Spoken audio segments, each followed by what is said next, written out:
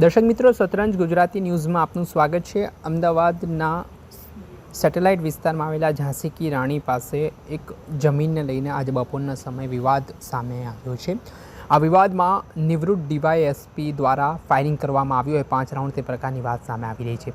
આ સમગ્ર ઘટનાનો વિડીયો પણ સામે આવ્યો છે, જેમાં આ જે જમીનનો પ્લોટ આવેલો છે તેમાં છેલ્લા ઘણા સમયથી ડખો ચાલી રહ્યો છે અને આને લઈને બંને પાર્ટીના લોકો ત્યાં પહોંચ્યા હતા। આ દરમિયાન નિવૃત્ત ડીવાયએસપી અશ્વિન ચૌહાણનો પિત્તો છટકે છે અને તેઓ દ્વારા ત્યાં બંદૂક વડે ફાયરિંગ કરવામાં આવે છે ને કહેવામાં આવે છે કે નીકળી જાઓ અહીંથી, નહીં તો લાશોના ઢગલા જોવા મળશે। ને આ જે પરિસ્થિતિ નિર્માણ પામી હતી તેમાં કાયદો અને વ્યવસ્થાની સ્થિતિને લઈને પણ સવાલ ઉઠ્યા છે। આ ઘટનાના પગલે પોલીસને જાણ કરવામાં આવતા સેટેલાઇટ પોલીસની ટીમ છે તે તાબડતોબ ઘટના સ્થળે દોડી આવી હતી। હાલ આ ઘટનાનો જે વિડીયો છે તે સોશિયલ મીડિયા પર વાયરલ થઈ રહ્યો છે અને આને લઈને અનેક પ્રકારની ચર્ચાઓ પણ વેગવાન બની છે। જો કે આ મામલે સેટેલાઇટ પોલીસ દ્વારા હાલ જે ઘટનાના સંદર્ભમાં ફાયરિંગ કરવામાં આવ્યું છે તે મામલે ગુનો નોંધવાની તજવીજ હાથ ધરી છે। આ ઘટનામાં કહેવાય રહ્યું છે કે પૂર્વ જે નિવૃત્ત ડીવાયએસપી છે અશ્વિન ચૌહાણ, તેમની પાસે બંદૂકનું લાયસન્સ હોવાની વિગત પણ સામે આવી છે। પરંતુ આ ઘટનામાં જ આખો જે જમીન વિવાદનો મામલો છે તે જોતજોતામાં ઉગ્ર બન્યો હતો। બોલાચાલી થઈને વાત છે તે આ હદે પહોંચી કે 5 રાઉન્ડ જેટલું ફાયરિંગ જમીન પર જે નિવૃત્ત ડીવાયએસપી છે તેમના દ્વારા કરવામાં આવ્યું। જોકે આ ઘટના બાદ હવે પોલીસે સમગ્ર મામલાની તપાસ હાથ ધરી છે અને પુરાવાઓ એકત્ર કરવામાં આવી રહ્યા છે। અને આ ઘટનામાં જમીન વિવાદમાં શું મુખ્ય કારણ છે તે કારણ સુધી પહોંચવા માટે પણ પોલીસે હવે એ તપાસના ધમધમાટની શરૂઆત કરી છે। સાથે જે લોકો સાથે આ બનાવ બન્યો છે તેમના દ્વારા ફરિયાદ નોંધાવવાની પણ તજવીજ હાથ ધરી છે। અવારનવાર પ્રકારના બનાવો સામે આવતા હોય છે, કેટલાક લોકો પાસે બંદૂક હોય છે તો તેઓ રોફ જમાવતા હોય છે અને આવી રીતે હત્યાનો દુરુપયોગ પણ કરતા હોય તે પ્રકારના બનાવો સામે આવતા હોય છે। ત્યારે સમગ્ર મામલે હવે જોવાનું રહ્યું કે આગામી દિવસોમાં કઈ રીતની કાર્યવાહી પોલીસ કરે છે।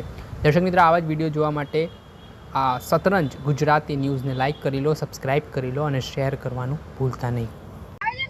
આજ રોજ સેટેલાઇટ નહેરુનગર બસ સ્ટેન્ડની પાછળની જગ્યામાં એક ફાયરિંગનો બનાવ બનેલ છે। આમાં જે બનાવ ફાયરિંગનો બન્યો છે એ જગ્યાના વિવાદમાં થયેલો છે અને ફાયરિંગ જે કરનાર છે એ અશોકસિંહ ચૌહાણ રિટાયર્ડ ડીવાયએસપી છે। આ જે અશોકસિંહ ચૌહાણ છે એમની પાસે આ જગ્યાનો કબજો હતો અને એમણે આ જે જગ્યા છે એ હરેશભાઈ અને હિતેશભાઈ ભારવીડિયા કરીને હતા, એમને રેન્ટ ઉપર આપેલી અને આ જે રેન્ટ ઉપર લેનાર છે એમણે અહીંયા સ્ટોલ બનાવેલા અને સ્ટોલ બનાવ્યા પછી એમને આ જે પરમિશન ના મળતા આનો કબજો પાછો અશોકસિંહ ચૌહાણે લીધેલો અને આજે આ લોકો જે હિતેશભાઈ ને હરેશભાઈ ને એ લોકો જે પક્ષ આવેલા અહીંયા, તો એ બાબતે અશોકસિંહ ચૌહાણે અહીંયા એમની પિસ્ટલમાંથી 5 રાઉન્ડ ફાયરિંગ કરેલું છે। આમાં અત્યાર સુધી એવું જાણવા મળેલ છે કે આ જગ્યા જે વિવાદિત છે, અહીંયા જે સ્ટોલ બનાવ્યા એ સ્ટોલ શરૂ ના થતા જેને સ્ટોલ ભાડે રાખ્યા છે એણે આમને જે અશોકસિંહ ચૌહાણ છે એમને ભાડું આપેલું નહીં, એટલે ભાડું ન આપતા એમણે આ જગ્યા પોતાની છે અને તમે ખાલી કરીને જતા રહો એવું જણાવેલું।